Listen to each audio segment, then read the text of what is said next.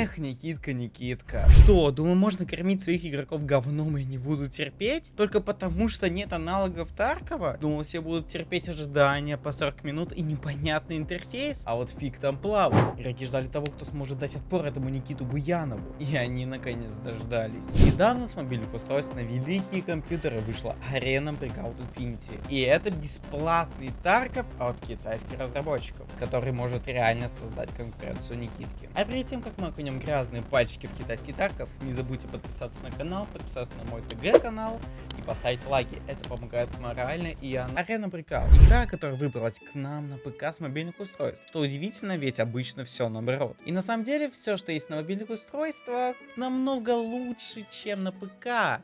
Но если бы точнее, там больше механик. Но это ладно, давайте посмотрим на нее. Она хороша, даже очень, несмотря на то, что идея была взята с Таркова. Что логично. Играется она наравне с Тарковым, а где-то даже лучше ее старшего брата за 2000. Но в чем же сам смысл игры? Ну, смотрите, у вас есть ваш персонаж, это оперативник, и вы выдвигаетесь на ограниченную область один, либо в компании 4 других игроков. И вы сражаетесь с другими игроками, ну или ботами, которые уже находятся и защищают локацию. Вы должны наутать как можно больше предметов, которые разбросаны везде. В коробках, сумках, куртках, аптечках, сейфах и так далее. И каждый предмет отличается по стоимости и по месту, которое он занимает в вашем рюкзаке. То есть, если у вас, например, 4 бритвы за 2000 коинов, и тут вам попадается печатная машинка за 75 тысяч коинов, то если у вас есть еще место, то вы просто ложите в свободное. Но если место уже отсутствует, то вам придется освобождать, и уже эти 4 бритвы вам не будут казаться такими значимыми. А после вылазки, если, конечно, не умрете и не проебете весь свой лут, должны теперь это продать. На выбор у вас есть оптовая продажа и продажи на рынке. Но тут вам нужно понимать, что если вы делаете оптовую продажу, то цена будет на порог ниже, но при этом продажа будет моментальная. А если на рынке, то вам нужно выставить цену ниже или выше, чем другие игроки выставляют, и ждать, пока его купят. А ведь его могут и не купить. И после продажи на рынке вам нужно зайти в письма и там уже забрать свои деньги или предмет, который не продался. И после получения денег ты можешь логично задуматься, а что же тебе покупать за эти деньги? А тут у тебя открывается огромный выбор оружия, подвесок, еды, напитков, шлемов, разгрузки, броника, наушников, противогаза и так далее. Это, конечно же, все будет дополняться. И тут вам, конечно, придется научиться экономике в игре и купле-продаже на рынке. Оружие здесь ты можешь кастомизировать как тебе угодно, и обвес ты можешь либо покупать, либо найти на вылазках. А если быть точным, ты можешь пройти за всей кастомизацией и изучением магазина большую часть игрового процесса. Плюсом оружие тут можно не только собирать по запчастям, но также можно купить у продавцов, которые появляются у вас во вкладке контакты, когда вы прокачиваете свой левел. А также они выдают вам задания, которые могут вам дать дополнительную экспу, деньги и много других плюшек. Также на оружие можно покупать патроны, которые различаются по классам. Какие-то могут пробить любую броню, а какие-то практически никакую, и вы можете из них убить только в ноги.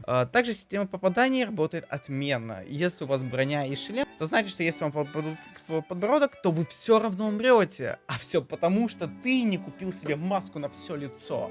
А разброс тут полная херня. Давайте так, если в Таркове тебе надо его хотя бы как-нибудь контролировать, чтобы попасть в человека, то тут у тебя 2-3 пульки летят вверх, а все последующие уже летят без разброса и какой-либо отдачи. Интерфейс в игре довольно обширный, и чтобы в нем разобраться, вам нужно будет минут 30.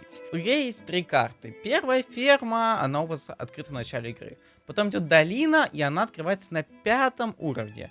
А последняя арсенал, она открылась совсем недавно, и чтобы в нее попасть, вам нужно заплатить 20 тысяч коинов. Но при этом лут там просто бомбический, как и игроки, которые вас убивают за секунду. По мне, все, меня убили, к тебе идет. За угла, блядь!